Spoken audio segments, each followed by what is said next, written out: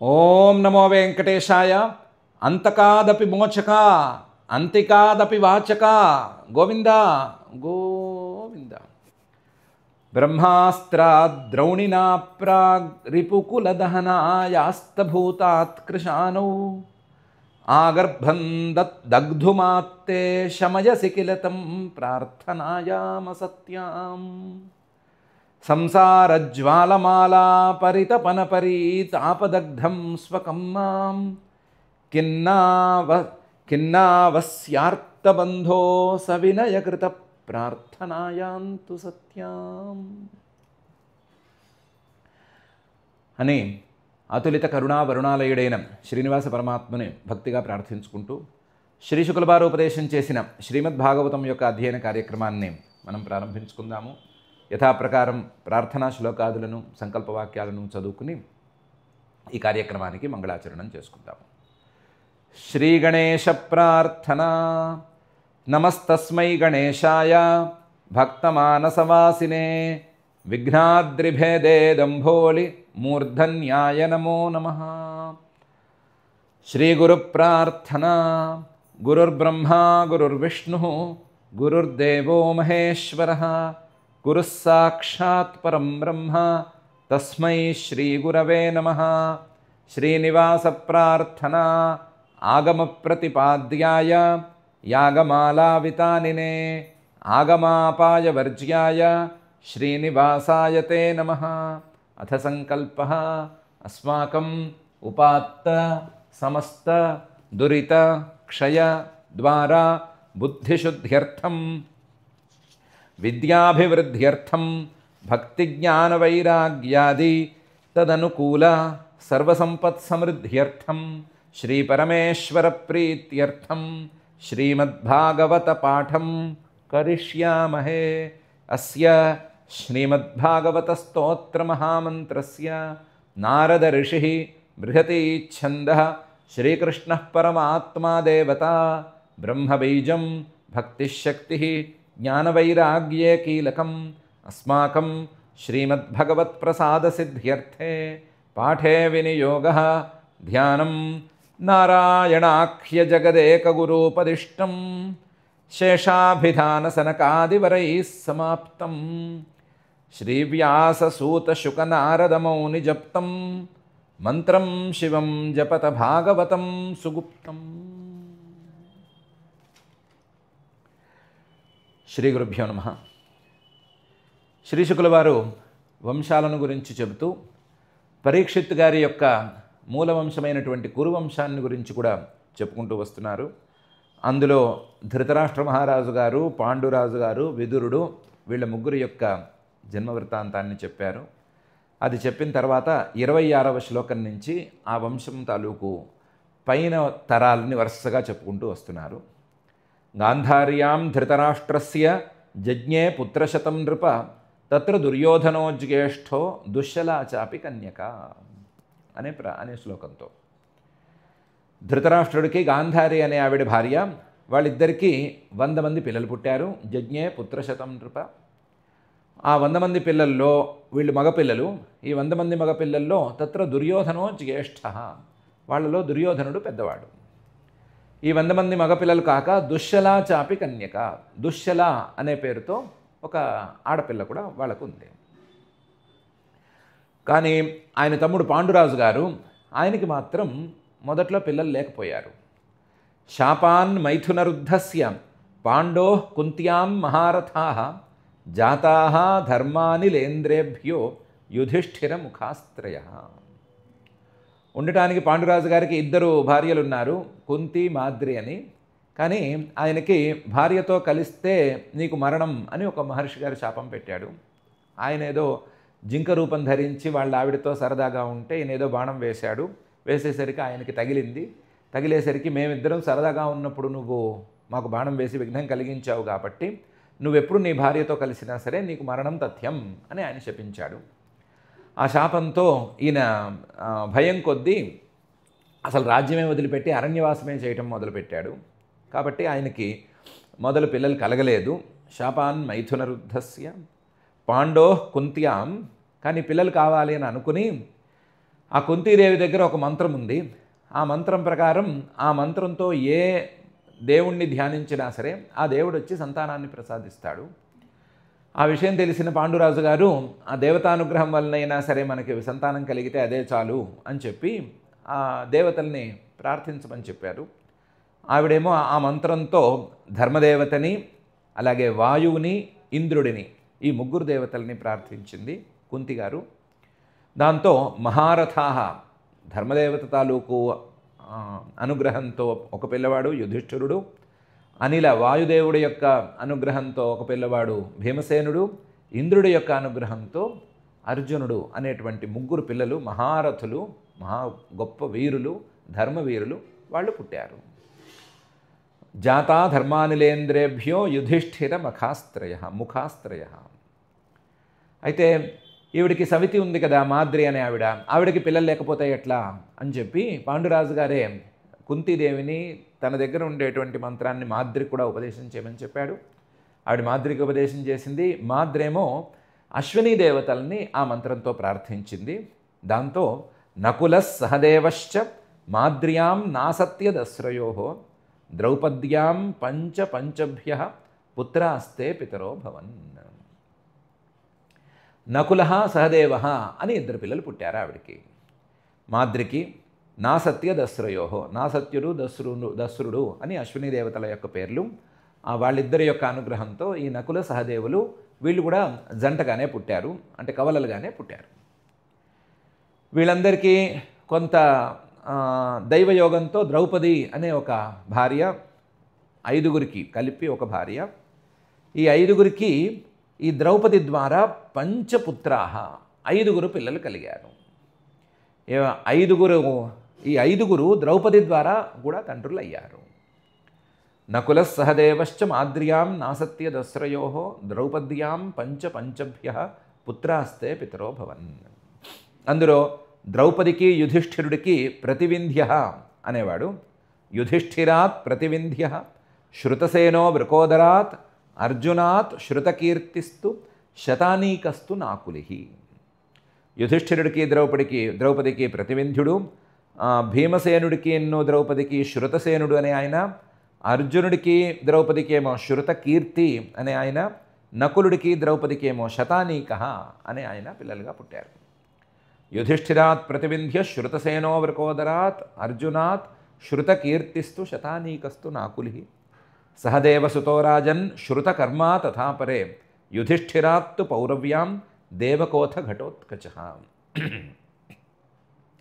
సహదేవుడికి ద్రౌపదికినేమో శృతకర్మ అనే పిల్లలు పుట్టారు. మొత్తం 5గురికి ద్రౌపది ద్వారా 5గురు పిల్లలు కలిగారు. వీళ్ళకి ఈ పంచపాండవులకి ద్రౌపది కాక వేరువేరు భార్యలు ఉన్నారు. ఆ వేరువేరు భార్యల ద్వారా మళ్ళీ పిల్లలు కలిగారు. యుధిష్ఠిరాత్తు పౌరవ్యాం దేవక. పౌరవి అనే ఆవిడ యుధిష్ఠిరుడికి వేరే భార్య. ఆ భార్య ద్వారా ఆయనకి దేవక అనే పిల్లవాడు కలిగాడు. ఘటోత్కచ అనే పిల్లవాడు మనకి తెలుసు. ఆ ఘటోత్కచుడు భీమసేనుడికి వేరే భార్య ద్వారా పుట్టాడు. ఘటోత్కచ అని ఇతనికి పేరు. అతని వెంట్రుకలు నిక్కుపొడుచుకుని ఉంటాయి, నెత్తి మీద ఉండే వెంట్రుకలు. అలా అది చూడటానికి ఎలా ఉంటుందంటే ఒక కుండని బోర్లిస్తే ఎలా ఉంటుందో అలా ఉంటుంది. వెంట్రుకలు నిక్కుపొడుచుకుని ఉంటాయి, అదేమో కుండని బోర్నించినట్టు ఉంటుంది. కాబట్టి ఘట ఇవ ఉత్కచా యస్య సహ ఘటోత్కచ అనే అర్థంతో పేరు పెట్టారు. సహదేవసుతో రాజన్ శృతకర్మా తథాపరే, యుధిష్ఠిరాత్తు పౌరవ్యాం దేవకోథ ఘటోత్కచ. భీమసేనాద్ధిడింబాయాం కాల్యాం సర్వగతస్తతః, సహదేవాత్ సుహోత్రంతు విజయాసూత పార్వతీ. భీమసేనాత్ హిడింబాయాం, ఈ ఘటోత్కచుడు భీమసేనుడికి హిడింబకి పుట్టాడు. హిడింబ అనే ఆవిడ ఉంది కదా, హిడింబాసురుడు యొక్క చెల్లెలు, ఆ చెల్లెల ద్వారా పుట్టాడు. ఇదిగాక భీమసేనుడికి కాళి అని ఇంకొక ఆవిడ ఉంది భార్య. ఆ కాళ్యాం సర్వగత అనే పిల్లవాడు ఉన్నాడు. సహదేవాత్ సుహోత్రంతో విజయాసూత పార్వతి. పర్వత దేశంలో పుట్టినటువంటి విజయ అనే ఆవిడ సహదేవుడికి భార్య. ఆ సహదేవుడికి విజయ అనే ఆవిడికి సుహోత్ర అనే పిల్లవాడు విడిగా ఉన్నాడు. భీమసేనాద్ధిడింబాయాం కాళ్యాం సర్వగతస్తతః, సహదేవాత్ సుహోత్రంతో విజయాసూత పార్వతి. కరేణుమత్యాం నకులో నరమిత్రం తథార్జున ఇరావంతములూప్యాం వై సుతాయాం బభ్రువాహనం మణిపూరపతే సోపి తత్పుత్ర పుత్రికా సుత. నకులుడికి కరేణుమతి అని ఒక భార్య, ఆవిడికి నరమిత్రం అనే పిల్లవాడు ఆయన పుట్టాడు. అర్జునుడికి 2 ఉన్నారు. వాళ్ళలో తథా అర్జున ఉలూపి అనే ఆవిడుంది అర్జునుడికి, ఈవిడ నాగకన్య. ఈ నాగకన్యకి ఉలూపికి ఇరావాన్ అనే పిల్లవాడు ఉన్నాడు. తథార్జున ఇరావంతం ఉలూప్యాంబై. ఇది కాక మణిపూరపతి, మణిపూర నగరానికి రాజైనటువంటి ఒక ఆయన ఉన్నాడు. ఆయనకి మగపిల్లలు లేరు, ఆడపిల్లే ఉంది. ఆవిడ పేరు చిత్రాంగద. ఆ చిత్రాంగదని ఇచ్చాడు. చిత్రాంగదని ఇచ్చేటప్పుడు నియమం చేసి పెట్టాడు. ఏమనంటే, ఈ పిల్లకి పుట్టేటువంటి మగపిల్లవాడు నా పిల్లవాడు అవ్వాలి, మాతామహసుతుడు అవ్వాలి, పుత్రికాధర్మం ప్రకారం నేను ఇస్తున్నాను అని చెప్పాడు. దాని ప్రకారం సుతాయాం బభ్రువాహనం, మణిపూరపతే సుతాయాం బభ్రువాహనం. మణిపూరపతి అయినటువంటి రాజుగారి పిల్ల చిత్రాంగద. ఆ చిత్రాంగద ద్వారా బభ్రువాహనుడిని కన్నాడు. కానీ ఆ బభ్రువాహనుడు అర్జునుడి యొక్క పిల్లవాళ్ళ లిస్టులో చేరలేదు. ఎందుకు చేరలేదు అంటే, సోపి తత్పుత్ర, అర్జునుడి పిల్లవాడే అయినా పుత్రికాసుత, పుత్రికాధర్మం ప్రకారం మాతామహుడికి చెందిపోయాడు, మాతామహుడి పిల్లవాడైపోయాడు. కాబట్టి అర్జునుడి పిల్లల లిస్టులో చేరలేదు. కరేణుమత్యాం నకులో నరమిత్రం తథార్జున ఇరావంతములూప్యాం వై సుతాయాం బభ్రువాహనం మణిపూరపతే సోపి తత్పుత్ర పుత్రికాసుత.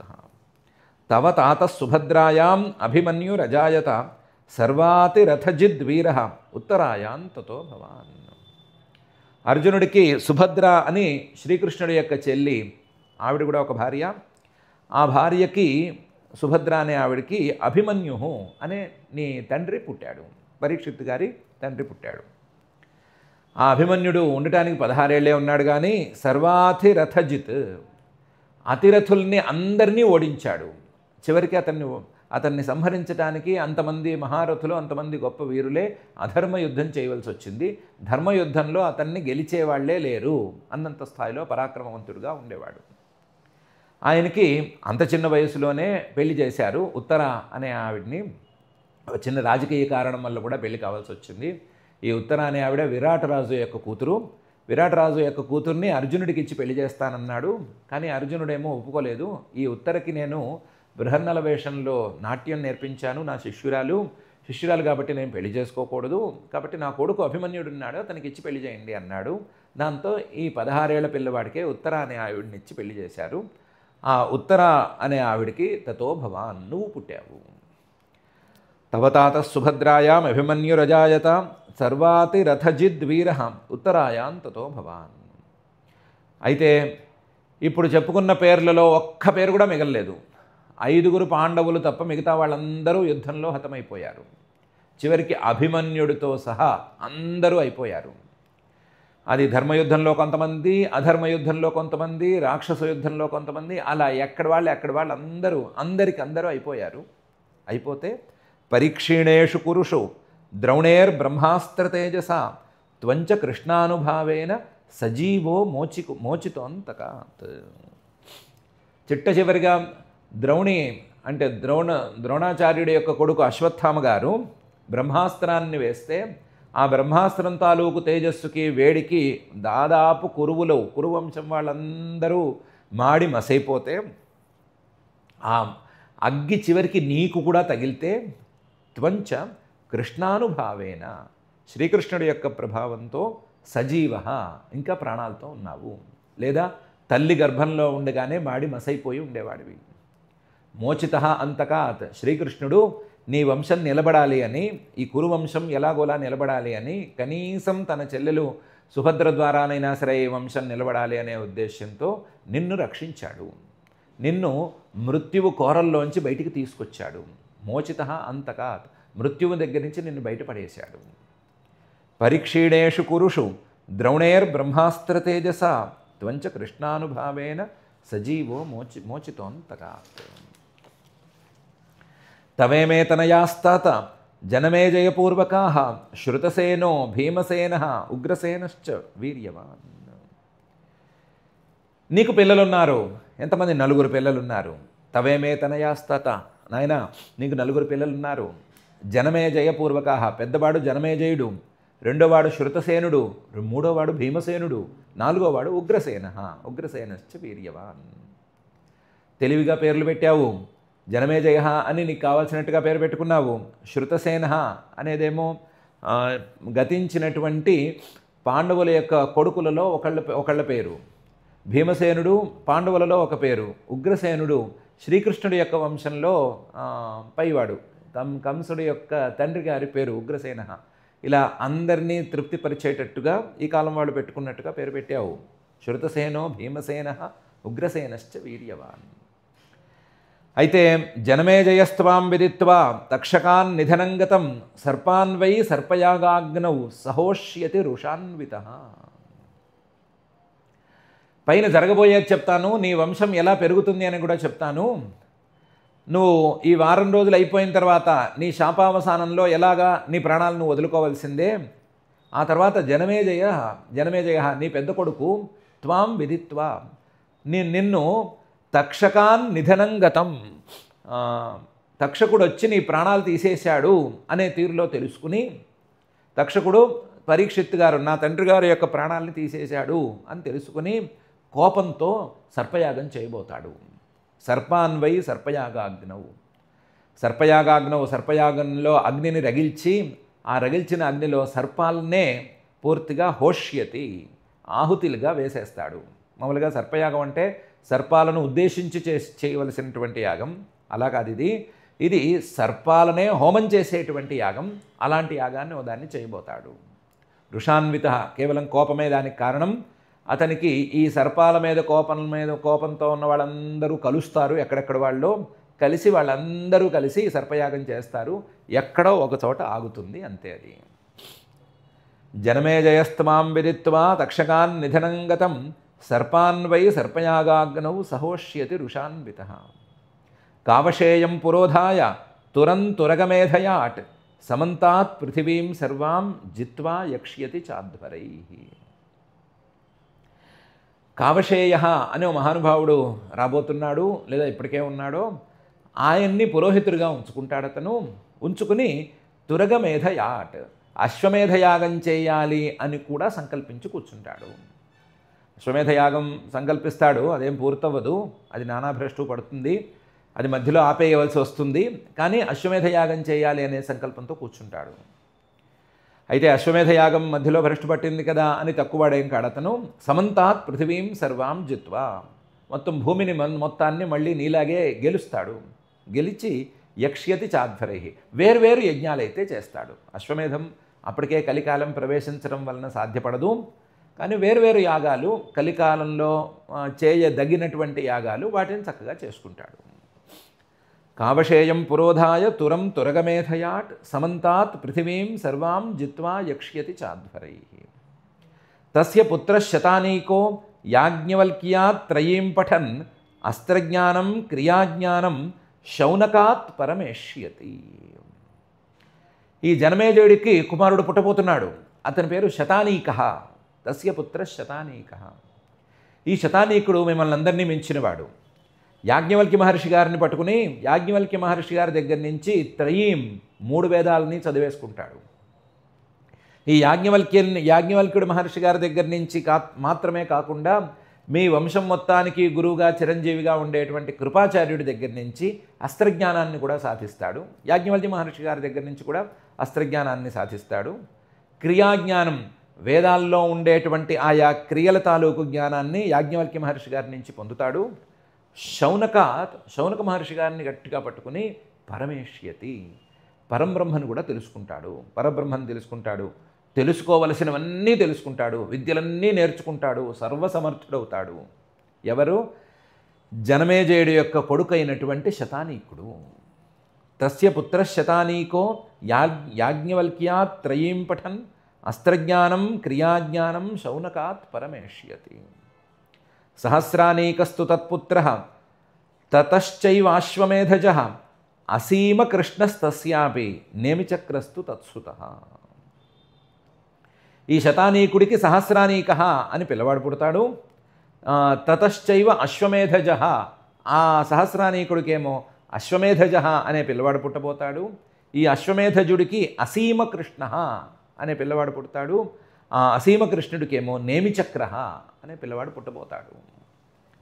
సహస్రానీకస్తు తతశ్చైవాశ్వమేధజ అసీమకృష్ణస్తస్యాపి నేమిచక్రస్తు తత్సుతః.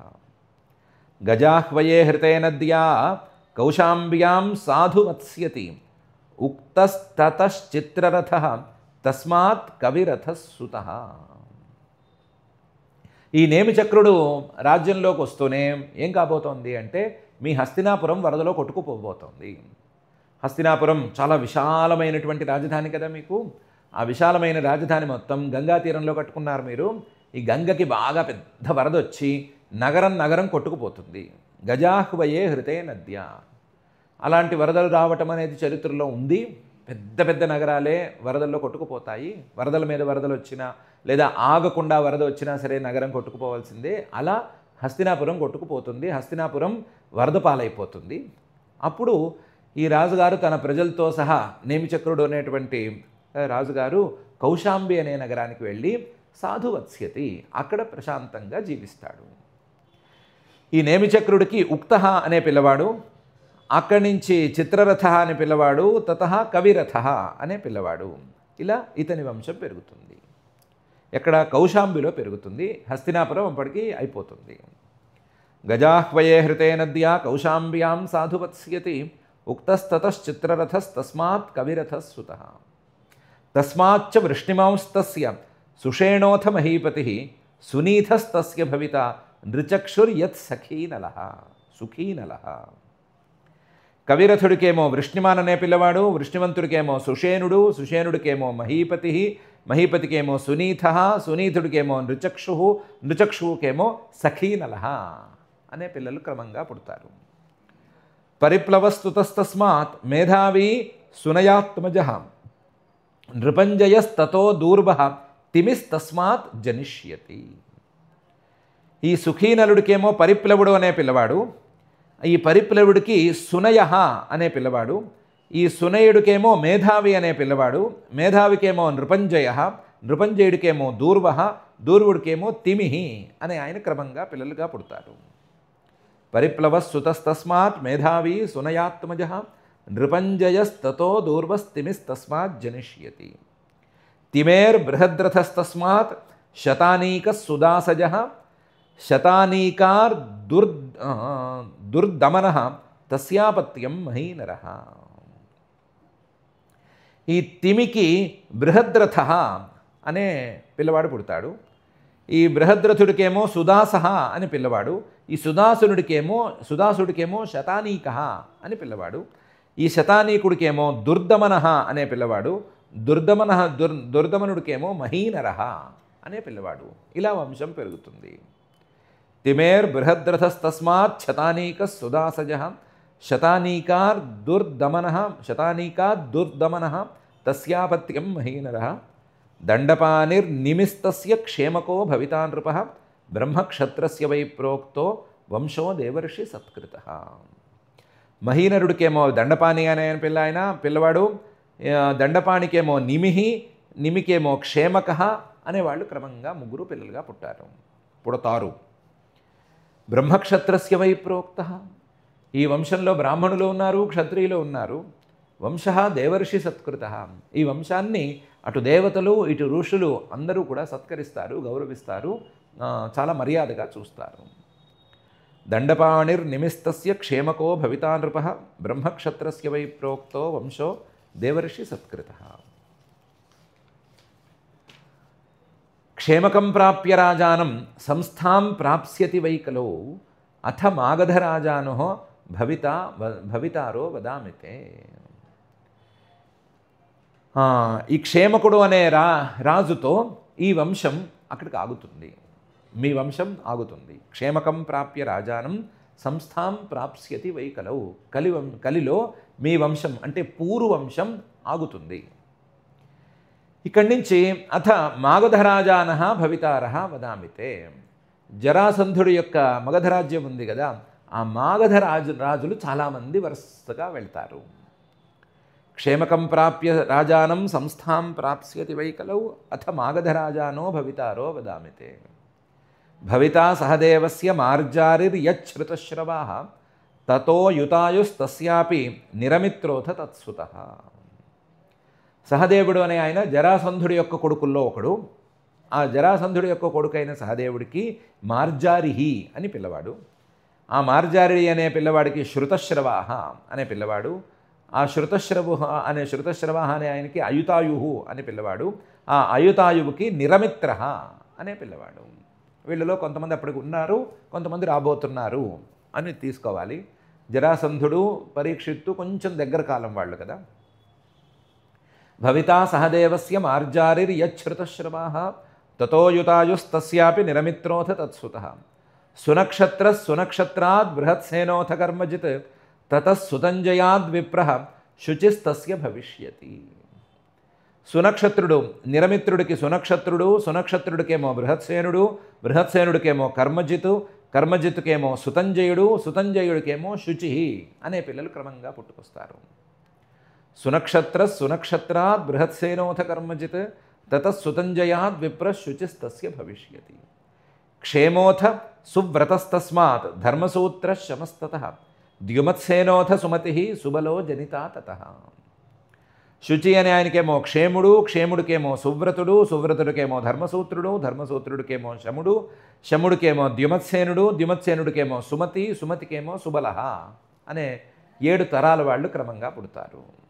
క్షేమోథ సువ్రతస్తస్మాత్ ధర్మసూత్ర శమస్తతః ద్యుమత్సేనోథ సుమతి సుబలో జనితా తతః. సునీథ సత్యజిదథ విశ్వజిద్యద్రిపుంజయః బార్హద్రథాశ్చ భూపాలాః భావ్యా సహస్రవత్సరం. ఈ సుబలుడికేమో సునీథ అనే ఆయన పుడతాడు.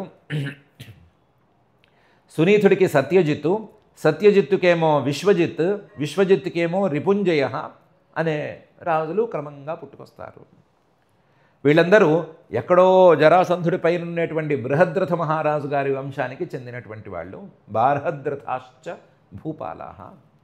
వీళ్ళు భావ్యాః ఆ బృహద్రథ మహారాజు గారి దగ్గర నుంచి లేదా జరాసంధుడు ఆయన కొడుకు ఈ ప్రాంతం నుంచి సహస్ర సంవత్సరం 1000 ఏళ్ల పాటు మగధ రాజ్యాన్ని వెళ్తారు. వీళ్ళు సుమారుగా లెక్క పెడితే 22 మంది ఉన్నారు. 22 డివైడెడ్ బై 1000 సంవత్సరాలంటే కుదురుతుంది. ఒక తరం 50 ఏళ్ళు కనుక పాలిస్తే కావాలంటే ఈ 22 మందిని వెనకాల ఉండేటువంటి బృహద్రథుడు, జరాసంధుడు, అలాగే సహదేవుడు వాళ్ళను కూడా కలుపుకుంటే సుమారుగా 24-25 మంది చేరతారు. 25 మంది 1000 ఏళ్ల పాటు రాజ్యం ఏలటం అనేది సుమారుగా 50 దగ్గరగా వేసుకుంటే కుదురుతుంది, అయ్యే పని అది. వీళ్ళు 1000 సంవత్సరాల పాటు కలియుగం ప్రారంభమైన తర్వాత కూడా రాజ్యాన్ని ఏలతారు. కలియుగం ప్రారంభమై కొన్నేళ్ల వరకు రాజవంశాలు, రాజులు చక్కగా సాగారు కదా. ఆ సాగిన తీరులో వీళ్ళు కూడా వెళ్తారు. సునీథ సత్యజిదథ విశ్వజిద్యద్రిపుంజయ బార్హద్రథాశ్చ భూపాలాః భావ్యా సహస్రవత్సరం అని శ్రీశుకుల వారు చెప్తున్నారు. చెప్తూ 49 శ్లోకాలు ఉన్నటువంటి ఈ 9వ స్కంధంలోని 22వ అధ్యాయాన్ని ఇక్కడికి పూర్తి చేస్తున్నారు. ఈ అధ్యాయం ప్రధానంగా పాండవులు, కౌరవులు, వాళ్ళ వంశం మూలము, ఆ వంశం మూలం ఎలా మొదలైంది, శంతను మహారాజు గారి ధర్మనిష్ట దాంతో మొదలుకొని వాళ్ళ వంశంలో ఎలా అయింది, పరీక్షిత్తు దాకా ఎలా వచ్చింది, పరీక్షిత్తు గారి దగ్గర నుంచి ఇది ఎలా పెరగబోతోంది, ఎక్కడికి క్షేమకుడు అనేటువంటి రాజుగారితో ఎక్కడికి ఆగబోతోంది, అలాగే వెనకాల మొదలుపెట్టినటువంటి జరాసంధుడి యొక్క సంతానం మాగధ రాజ్య వంశం అనేది ఎలా పెరుగుతుంది అనేటువంటి విషయాలతో కూడి ఉంది. ప్రత్యేకించి ప్రధానమైన విషయాలేమీ ఇందులో పెద్దగా కనిపించడం లేదు. భూత వర్తమాన భవిష్యత్ కాలాలను మూడింటిని స్పృశించటం శ్రీశుకుల వారు గడిచిపోయిన పాండవులు వాళ్ళందరినీ స్పృశించటం, వర్తమాన కాలంలో పరీక్షిత్తుని, భవిష్యత్తులో రాబోయేటువంటి తరాలని స్పృశించటం అనేటువంటి విషయమే ప్రధానంగా ఉంది. కాబట్టి శ్రీశుకుల వారి యొక్క సర్వజ్ఞత్వానికి చిహ్నంగా ఈ అధ్యాయం కూడా సాగుతోంది. ఈ అధ్యాయంతో వంశాలను గురించి చెప్పారు. పైన ఇంకొన్ని వంశాలు చెప్తారు. ఆ తర్వాత మనం పై స్కంధంలోకి ప్రవేశించడానికి వీలుగా యాదవ వంశాన్ని గురించి కూడా చెప్తారు. పై అధ్యాయంలోనే ప్రారంభించి వాటి కోసం మనం సంసిద్ధమవుదాం. పేర్లు విన్నాము, మన పాత వాళ్ళు, పై తరాల వాళ్ళు, వాళ్ళ పేర్లు విన్నాము అని మాత్రమే సంతోషిద్దాము. మనకి ఈ కార్యక్రమం నిర్విఘ్నంగా సాగాలి అని ఆ అతులిత కరుణా వరుణాలయుడైనటువంటి శ్రీనివాస పరమాత్మని భక్తిగా ప్రార్థించుకుందాము. మనం ఎలాగూ నిన్నటి రోజున పారాయణ చేసుకోలేదు ఈ అధ్యాయంలోని 25 శ్లోకాలు కాబట్టి ఈరోజు కూడా వద్దు, రేపు వద్దు. వచ్చే అధ్యాయం పూర్తయిన తర్వాత ఒకేసారి ఈ అధ్యాయాన్ని పై అధ్యాయాన్ని కలిపి ఒకేసారి ఒకరోజు మొత్తం పారాయణ కార్యక్రమం కింద పెట్టుకుని పూర్తి చేసుకుందాము. ఇప్పుడు క్షమాప్రార్థనాదులను పలుకుని ఈ కార్యక్రమానికి మంగళాంతంగా పూర్తి చేయడం అనేది చేసుకుందాం. అథ క్షమాప్రార్థన. యదక్షరపదభ్రష్టం మాత్రాహీనం చ యద్భవేత్ తత్సర్వం క్షమ్యతాం దేవ నారాయణ నమోస్తుతే. అథ భగవత్సమర్పణం కాయేన వాచా మనసేంద్రియైర్వా బుద్ధ్యాత్మనా వా ప్రకృతే స్వభావాత్ కరోమి యద్యత్ సకలం పరస్మై నారాయణాయేతి సమర్పయామి. అథ లోకక్షేమ ప్రార్థనా. సర్వే భవంతు సుఖినః, సర్వే సంతు నిరామయాః, సర్వే భద్రాణి పశ్యంతు, మా కశ్చిద్ దుఃఖభాగ్ భవేత్. అథ మంగళం శ్రియః కాంతాయ కళ్యాణ నిధయే నిధయేర్థినాం శ్రీవేంకటనివాసాయ శ్రీనివాసాయ మంగళం.